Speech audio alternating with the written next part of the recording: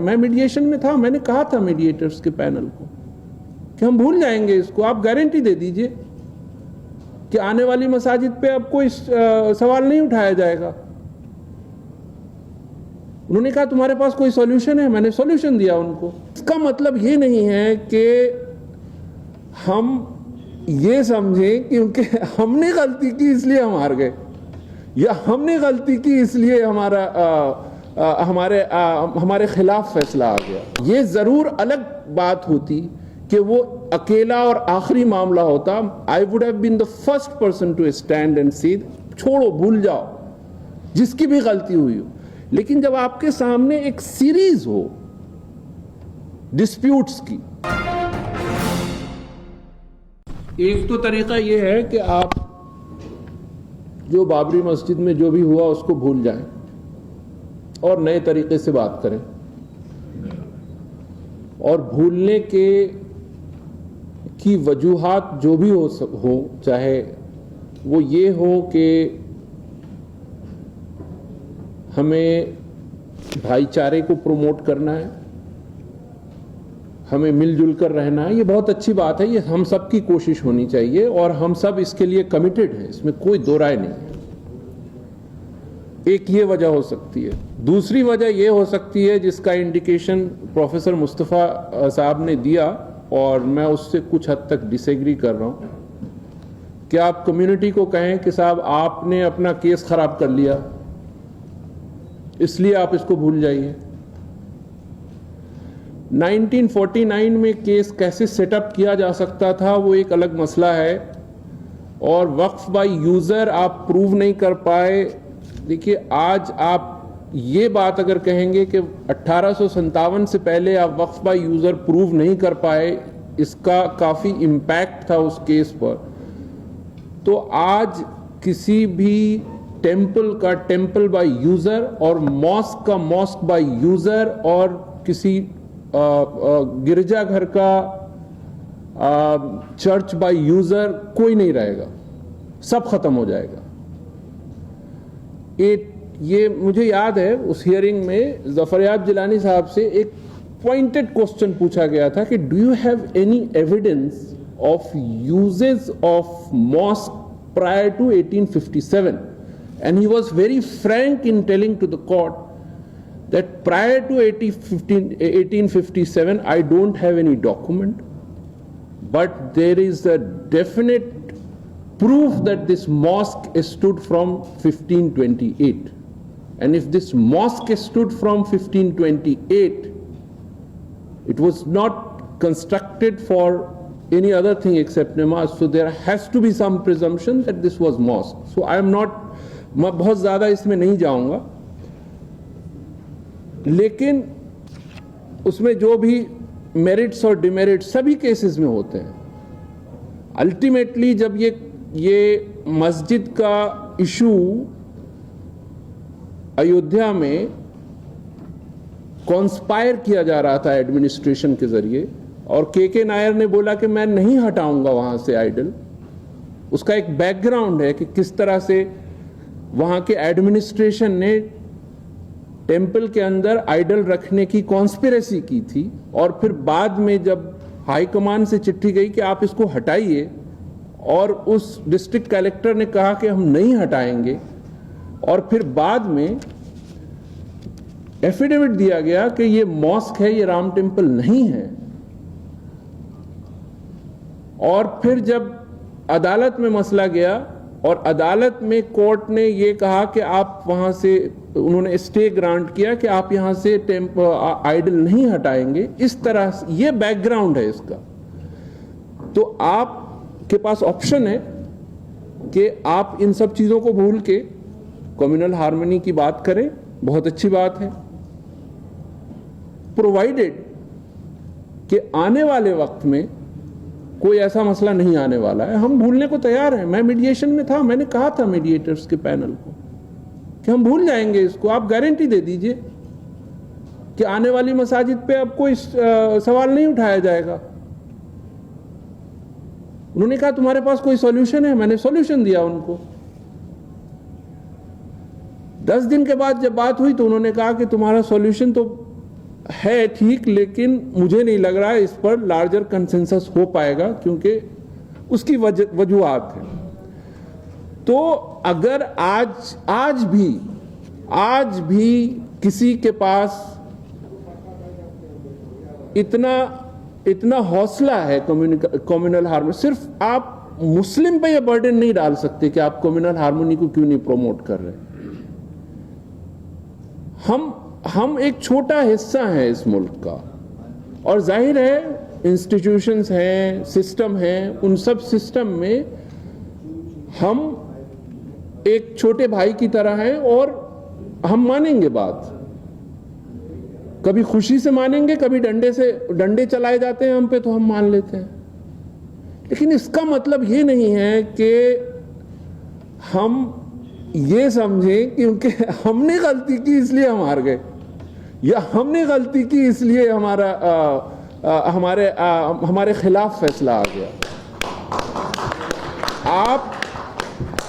آپ یہ بات بھی پروفیسر مصطفیٰ اور سلمان صاحب کی بالکل صحیح ہے کہ ہم ایک طرح سے یہ کیس جیتے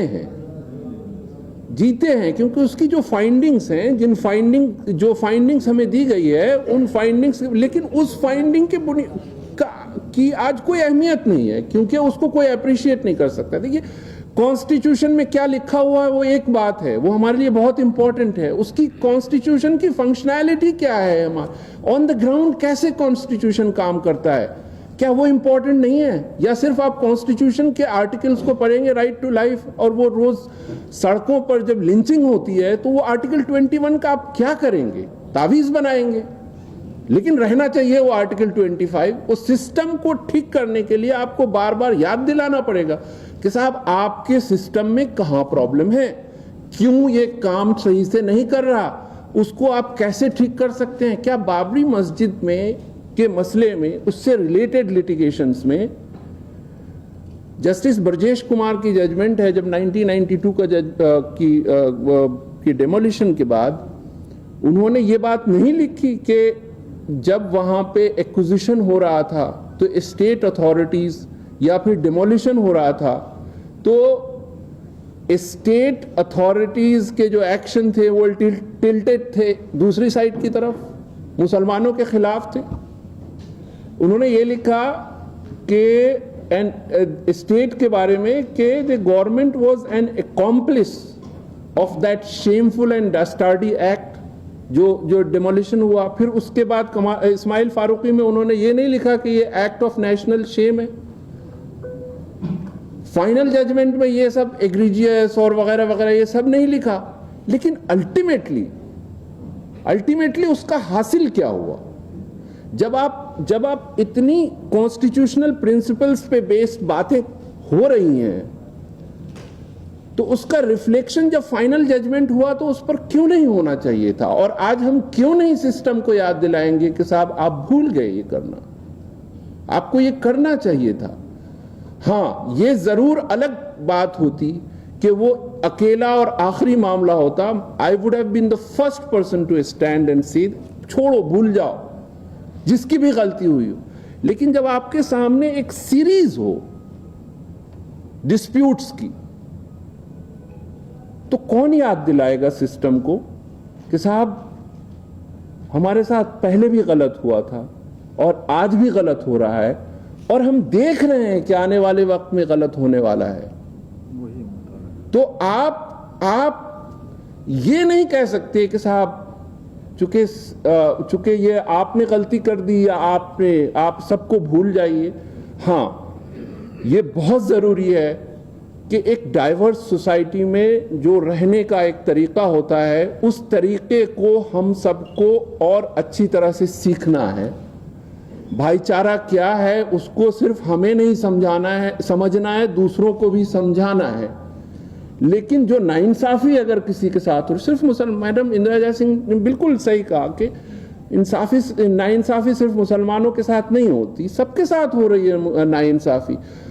تو ناانصافی جس کے ساتھ ہو رہی ہے صرف اس کی بات نہیں، اس کے بارے میں ایفیکٹو اسٹیپس اگر ہم آپ لے سکتے ہیں تو آپ لیں، اس کی باتیں کریں، سسٹم کو بتائیں. مجھے لگتا ہے کہ یہ کرنا کسی سسٹم کے میں بہت ضروری ہے. اگر یہ آپ نہیں کریں گے تو آپ اپنے ضمیر کو مار چکے ہیں, اور آپ کو اپنے آپ کو دیکھنا پڑے گا کھول کر کہ صاحب سسٹم اگر نہیں کام کر رہا تو یو کانٹ سمپلی سرینڈر کہ ہو گیا آپ سب کچھ کو بھول جاؤ. ہاں ٹھیک ہے, again at the cost of repetition. اگر یہ آخری مسئلہ ہوتا, میں کہہ رہا ہوں کہ ہم سب کی یہ ذمہ داری ہوتی کہ آپ بھول کے ختم کر دیجیے, لیکن یہ آخری مسئلہ نہیں ہے. یہ پورے ایک سوسائٹی میں ایک ایسا مسئلہ بن کے آ رہا ہے ہر جگہ سے, الگ الگ جگہ سے. جسٹس نریمن نے ایک بڑا اچھا ٹرم یوز کیا تھا انہوں نے, کہ وہ ہر جگہ وہ ککر متے کی طرح ڈسپیوٹس نکل کے آ رہے ہیں. جب آپ کے سامنے یہ سوال آئے گا تو آپ اس کو کیسے کریں گے؟ جب تک آپ بات نہیں کریں گے اس پر, اور جب تک آپ کسی کو اکاؤنٹیبل نہیں ٹھہرائیں گے. اس سسٹم میں جو مائنورٹیز اور مارجنلائزڈ ہیں, یہ سب کو پتا ہے کہ جو کانسٹیٹیوشنل پرنسپلز ہیں اس پرنسپلز کا ان کو اتنا بینیفٹ نہیں مل پا رہا جتنا کوئی جو ڈومیننٹ وائس رکھنے والے لوگ ہیں ان کو مل پا رہا ہے. اس کو بولنے میں کسی کو ہچکچاہٹ ہو سکتی ہے, لیکن مجھے نہیں ہے. تو اس لیے مجھے لگتا ہے کہ وہ سب اپنی جگہ صحیح ہے. بات کانورسیشن ہونا چاہیے. سلمان صاحب آپ کی بات سے میں بالکل اتفاق رکھتا ہوں. کانفلکٹس جتنے ہمارے, ان کے سب کے سولوشن کو نکالنے کی کوشش کرنی چاہیے, اور ہم سب اس پر کام کریں. میڈیشن کے دوران میں نے اس کی پوری کوشش کی تھی جیلانی صاحب کے ساتھ مل کے, اور سارے کمیونٹی کے جو جتنے اعجاز صاحب ہیں یہاں پر میڈیشن میں گئے تھے, ان کو بھی پتا ہے کہ ہم لوگوں نے پوری کوشش کی تھی کہ سولوشن نکل جائے. چلو ایک بابری مسجد نہیں ہی صحیح, لیکن there was some expectation that you get some guarantee that this is going to stop here. That was clearly denied کہ نہیں, ہم وہ نہیں دے سکتے آپ کو. تو آپ جب کمیونٹی کے پاس جائیں گے واپس کہ ہم نے یہ تو کلیم چھوڑ دیا, لیکن ہمیں کوئی گارنٹی نہیں ملی ہے کہ آگے کچھ, تو اب کیا کریں گے؟ تو اس سچویشن میں آپ کیا کریں گے؟ آپ سرنڈر کر کے آئیں گے کہ صاحب یہ بھی لے لیجئے, اور سارے جو آنے والے ڈسپیوٹس ہیں وہ بھی آپ لے لیجئے گا. This is not solution, this is not resolution of conflict. I don't want to use the word, but this is not the way things. تو اس لیے میں یہ کہتا ہوں کہ بابری مسجد میں بہت کچھ ہم لوگوں نے آن پرنسپل ہم لوگوں کو ملا. رزلٹ اس کا جو بھی ہوا, میں نے اس کا ذکر ابھی چونکہ سپریم کورٹ میں کسی اور, آپ نے جو اسینشیلٹی کی بات کری تو اس کو میں نے بحث کی ہے, تو اس کے میرٹ میں نہیں جانا چاہوں گا. لیکن بابری مسجد کے بارے میں جتنی سپریم کورٹ سے لے کے ہائی کورٹ سے لے کے ڈسٹرکٹ کورٹس تک 2019 سے پہلے جتنی باتیں کہی گئی تھی, اس کا ریفلیکشن پوری طرح سے فائنل ججمنٹ میں نہیں ہے. ایک یہ بات ہے. دوسری بات یہ ہے کہ پلیسز آف ورشپ ایکٹ کا جو اسپرٹ تھا, بہت ڈسکشن ہو گیا ہے, بہت اس پر میں اس پہ بہت زیادہ نہیں کرنا چاہ رہا. In any case Babri Masjid was under exception close, تو اس کو بابری مسجد سے الگ ہٹا کر دیکھا جانا چاہیے. جو آرکیولوجیکل سروے, میں 1 منٹ میں ختم کر دوں گا. آرکیولوجیکل سروے کا جو ایکٹ ہے جس کی بنیاد پر آج ججمنٹ دیا گیا ہے, انہوں نے یہ کہا ہے کہ 1951-50 میں تو یہ نوٹیفائی ہوا, لیکن this relates back to 1901 act, اور تب سے ASI کے قبضے میں ہے. تو اس کو ایک طرح سے وہ 242 پیجز کا ججمنٹ ہے, but broadly what I could understand, I may be little wrong, but اس میں یہ ہے کہ چونکہ ASI ایکٹ اس کو ریگولیٹ کر رہا تھا تو ایک طرح سے اونرشپ ان کی ہے. ہم تو یہاں پر صرف یہ ڈیسائیڈ کریں گے کہ اس کا یوز کون کرے گا. تو اب پلیسز آف ورشپ ایکٹ تو الگ ہو گیا, اب ASI یہ ڈیسائیڈ کرے گا کہ وہ مسجد ہے یا مندر ہے یا ٹیمپل ہے. تو ایک طرح سے مجھے ایسا لگ رہا ہے کہ ASI ایکٹ کو ایک ٹول بنا دیا گیا ہے, کیونکہ اب چونکہ places of worship act repeal ہو, سیٹ اسائڈ ہو کورٹ سے نہ ہو, لیکن ASI ایکٹ کے ذریعے اب وہ کام ہوگا جو سول سوٹ کے ذریعے ڈکری ہو کے ہوتا تھا, اب وہ شارٹ کٹ وہاں سے ہو سکتا ہے. اس کا راستہ آج کے ججمنٹ نے دکھا دیا ہے. تو these things needs to be discussed to resolve a conflict. Without discussion, we can't simply say we are ready to resolve the conflict.